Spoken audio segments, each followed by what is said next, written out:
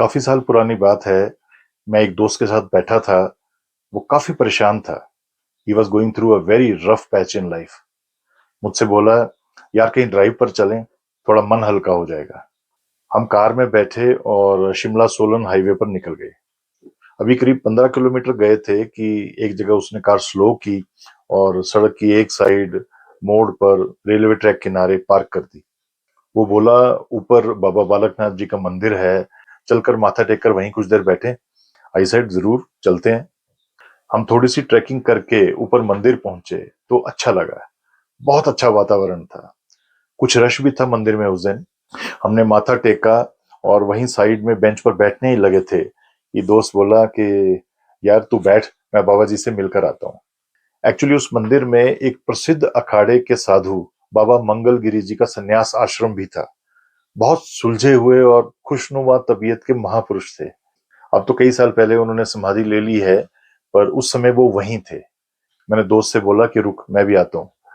हम बाबा जी की कुटिया में गए तो वहां पहले से काफी लोग खड़े थे लाइन में, उनसे मिलने के लिए। बाबा अक्सर वहां आने वालों की परेशानियां सुनते थे, समझाते थे, आशीर्वाद देते थे। मैं पीछे खड़ा रहा एक कोने में और थोड़ी दूर से देखता सुनता रहा, ताकि आगे रश ना हो। जब मेरे दोस्त की बारी आई तो बाबा ने पूछा कि क्या समस्या है। तो मेरे दोस्त ने एक ही सांस में वहां खड़े खड़े सब समस्याएं बता दी। बिजनेस, परिवार, सेहत, उदासी, सब। बाबा जी ने पूरी बात सुनी, कुछ सेकंड के लिए चुप रहे और फिर बिना उसकी तरफ देखे बोले कि तुम बीच में से हट जाओ। सुनकर मेरे दोस्त को झटका लगा। वो कुछ डरा और लाइन में से एक तरफ हट गया।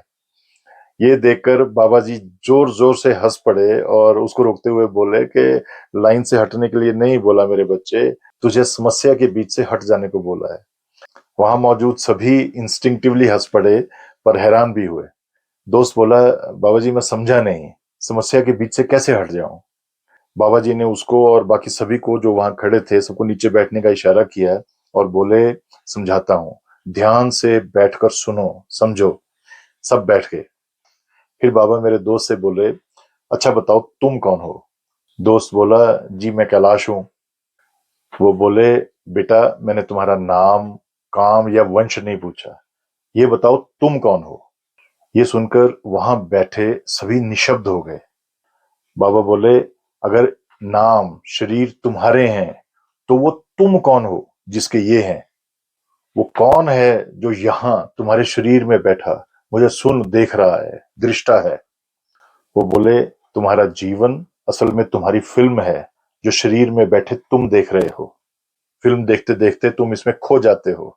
कभी ताली बजाते हो, कभी रोने लगते हो, भूल जाते हो कि तुम फिल्म के बाहर हो, फिल्म के अंदर नहीं हो। अगर दर्शक ही फिल्म के पर्दे में घुस जाएगा तो वही होगा जो तुम्हारे साथ हो रहा है। याद रखो, समझो कि दुख सुख तुम्हारे शरीर, दिमाग, चेतना के हीरो को हो रहा है, फिल्म में, तुमको नहीं। हर सुख में वो पार्टी करने लगता है, दुख में रोते बेलखते तुम्हारे पास आ जाता है, जैसे तुम मेरे पास आए। बात बात पर हर दूसरे सीन में तुम्हारी फिल्म का हीरो तुमसे मदद मांगता है, फिल्म की कहानी बदलने को कहता है। वो हो नहीं सकता। दृष्टा होते हुए तुम दृश्य को, फिल्म को कंट्रोल नहीं कर सकते। वो बोले, जीवन में फिल्म के हीरो यानी शरीर, मन, मस्तिष्क के पूरे प्रयत्नों के बावजूद अगर कुछ मीठा कड़वा हो रहा है तो वो नियति है। शरीर मन को बहादुरी से अपना रोल जीने दो। वो बोले कि तुम अगर फिल्म देखने जीवन के थिएटर में आ गए हो तो दृष्टा की मर्यादा में रहो। तभी मैंने तुम्हें कहा था कि तुम बीच में से हट जाओ। बाबा जी की ये बातें सुनते सुनते मेरा दोस्त तो क्या, मैं तो क्या, वहां जितने भी मौजूद थे सब स्तब्ध रह गए। ये सब सुनकर बहुत से सवालों का अब कोई मतलब नहीं था। बहुतों की समस्याएं बिना बताए ही सॉल्व हो गई। Thank you so much for listening patiently. God bless you.